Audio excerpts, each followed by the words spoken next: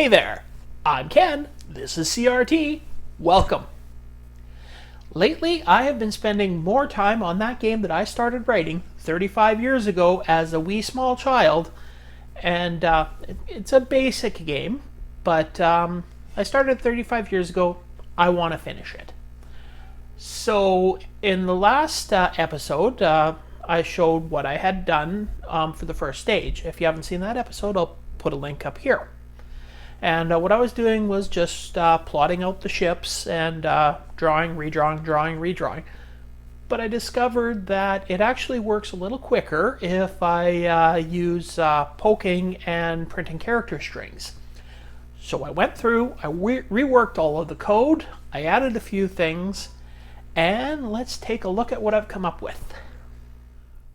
First, I have to apologize for any weird noises that you may hear in the background, because this week all of my computers, my modern computers at home, picked this week to crap out on me, and so I have no computers at home right now to do any recording or anything on, so I can't hook my old computers up to the new ones to record the screens and stuff, so I unfortunately have to do this on my virtual Coco at my office, so I am in my office recording right now.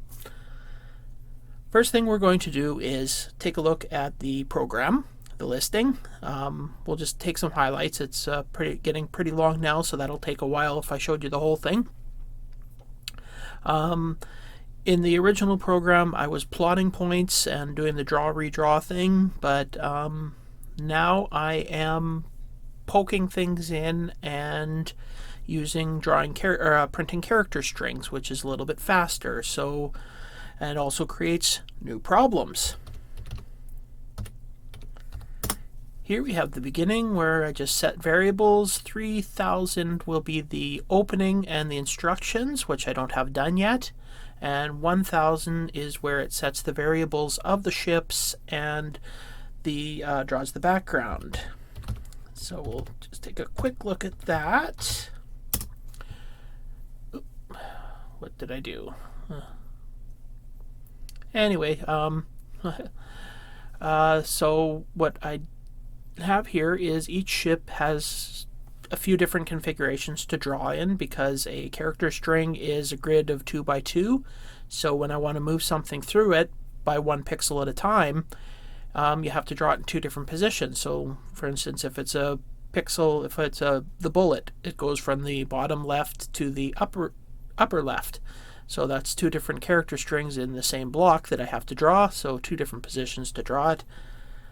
So there's multiple positions to draw each ship in. Back at the beginning, then it just prints the ship in its starting position, your ship, and then prints the updated score and alert status at the bottom for each cycle of the program, and then takes a look to see if the fire button has been pressed. If the joystick has been moved to the left or right, it sets the M variable. The Z variable is whether the missile has been fired. So if it hasn't been fired and you push the fire button, the missile's fired. If it has been fired and you push the fire button, the missile explodes. And that blows up the... and then on line 450, it just checks to see if any of the ships are on the screen and in your explosion area. If they are, then those ships also explode. So this is an important part here.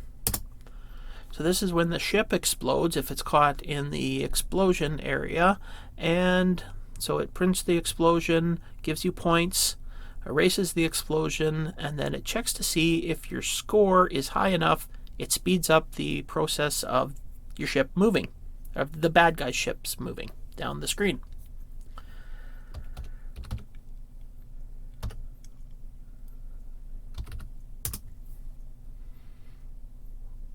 Okay, so if it's then the 200 is just if the ship has been, or if the Bullet is just on the screen. Going to 200 just moves it up the screen. Then the M, if it's 0, skips over the next two lines, 48 and 50, where that just moves your ship to the left or the right and draws and redraws that. Then the RT equals RT plus 1, and then that's your the number of cycles the program has run. And the R1 is the frequency at which a ship is dropped. So the bad guy ship. So that, if it's, I think right now it's set to 20, so every 20th cycle a ship is dropped. And then it just picks the first ship in the line where the ZA, ZC, ZE, that's just whether the ship has been dropped or not. It's 0 if it hasn't been dropped, 1 if it has. So it just picks the first one that hasn't been dropped, goes forward, randomly picks a spot at the top of the screen, drops the ship from there, and then sets it to being on the screen, obviously. And then your TR equals TR plus 1, that's the speed of the ship's dropping. So it's right now it's every 4 cycles it moves down one line. So that is, yeah, then I'll just show you 600 quickly.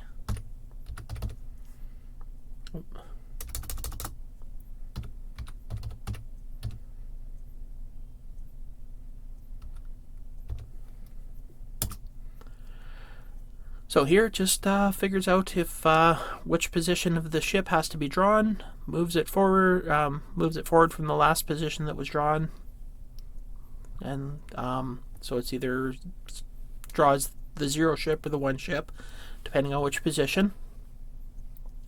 And if the ship hits the bottom of the screen,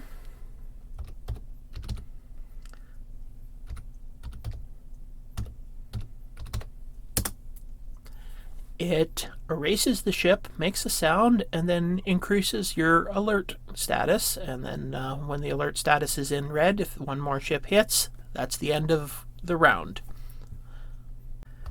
Now, if you go back to the main body of the program, it just runs through each ship that's on the screen, drops down a line, and then it reaches line 99, and that just goes back to the beginning of the main body of the program to start a new cycle.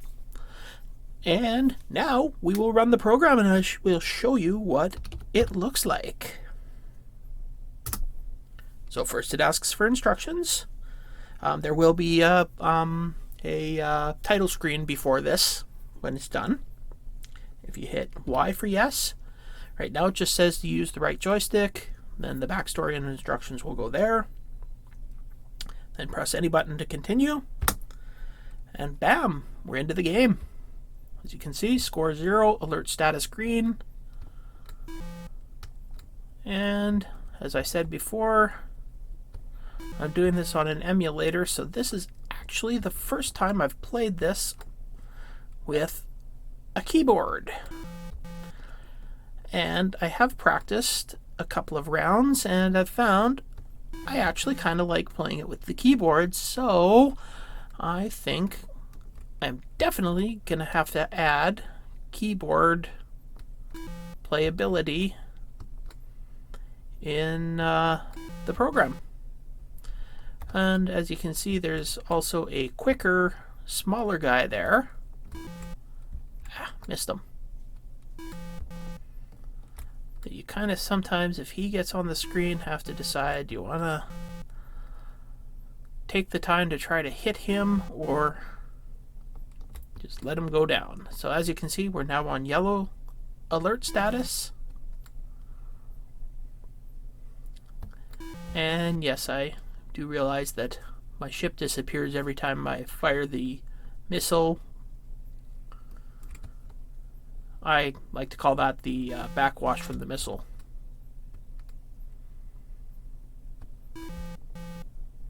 It's hidden in smoke, we'll just say that. Got him. But I'm not going to get over to that white one in time, so...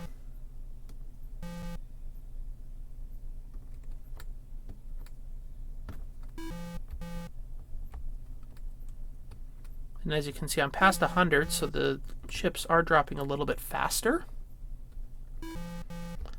And that is basically the game. Once I hit 200, the game so far. Once I hit 200, the game will speed up. I'll just let it. So I'll show you what happens when you just let a missile go off the screen. Just disappears. And that's the end. So one of the nice things about it doing this with the character strings and stuff is that I should be able to also easily port this over to the MC10, which I'm looking forward to, and that's the game so far. Now it won't end here. When it's the other time, when you go through the 3 hits, it'll actually move you on to level 2 then, when I'm actually done a level 2. And that is what I've got done so far. I mean, it is a basic game written in basic code, and yeah, it's not setting the world on fire, but hey, it's my first game, and I'm really enjoying this. So, yeah, there's a few more things I want to do with this first stage. Maybe try a few things out, maybe optimize the code a little bit, and try the speed poke, but mostly that first stage is done. So I can start thinking about that second stage and figuring out how I'm going to do that. So I've really enjoyed doing this. I hope you've enjoyed watching me go down this rocky little road of writing my first game program. And if you did, you know what you can do. It's all that liking, subscribing, commenting, and all that other stuff that everybody always says. Well, hey, I would appreciate it if you did it. Anyways, I am going to go and do some more stuff on the computer. So I will see you next time.